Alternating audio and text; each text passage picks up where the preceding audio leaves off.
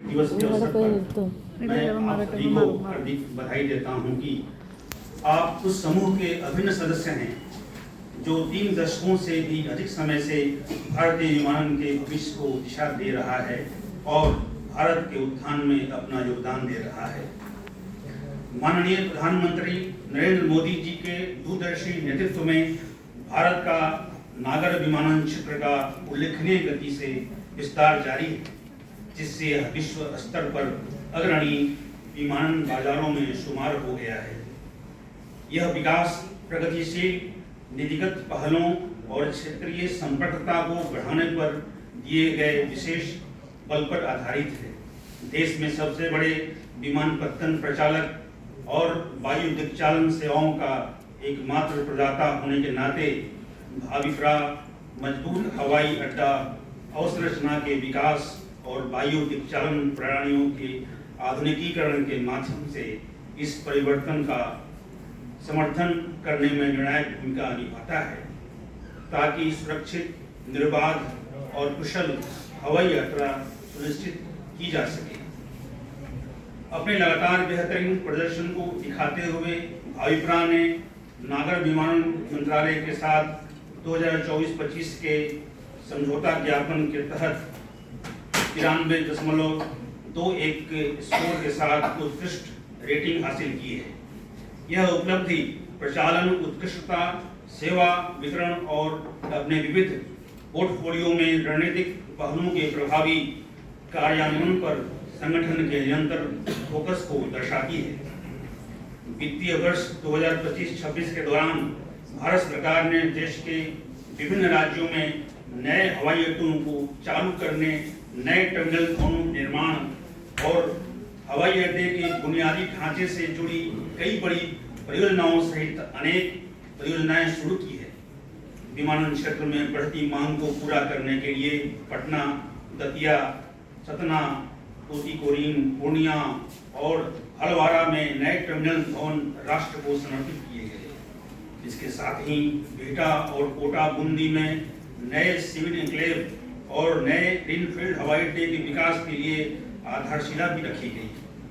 उत्कृष्टता के प्रति अपनी प्रतिबद्धता के साथ भाविप्रा में हम हवाई अड्डों पर मिलने वाली सुविधाओं के बेहतर बनाने और उनका विस्तार करने, टेक्नोलॉजी को अपडेट करने और प्रचालन दक्षता को में सुधार लाने की दिशा में बड़े पैमाने पर निवेश कर रहे हैं।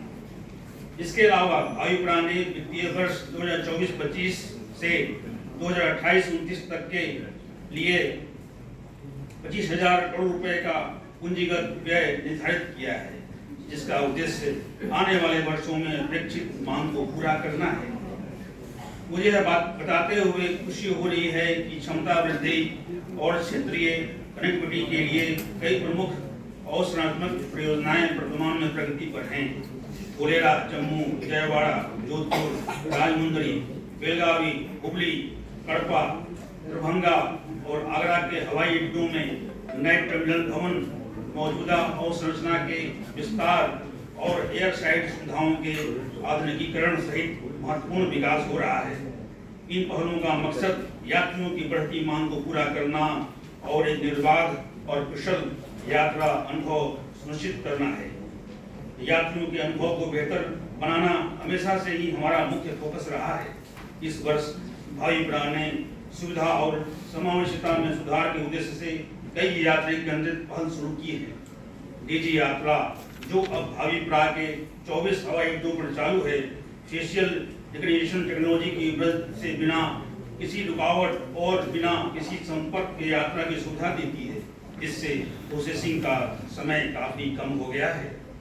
अवसर लाइब्रेरी, मुफ्त वाईफाई सेवाएं और बच्चों के लिए खास तौर पर बनाए गए प्ले जोन जैसे पहले यात्रियों के लिए आराम और सुगम्यता को और भी बेहतर बना रही हैं। इसके अलावा भाविप्रा के 16 हवाई अड्डों पर उड़ान कैफे, यात्री कैफे शुरू किए जाने से किफायती और स्वच्छ भोजन के विकल्प आसानी से उपलब्ध हो पाते हैं, जिससे हवाई यात्रा समाज के सभी वर्गों के लिए ज्यादा सुलभ और समावेशी बन जाती है।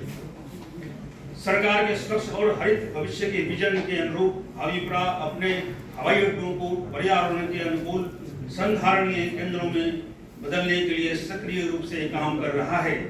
आज सस्टेनेबल ग्रीन एयरपोर्ट मिशन के तहत आविप्रा के 94 हवाई अड्डे 100% हरित ऊर्जा पर चल रहे हैं।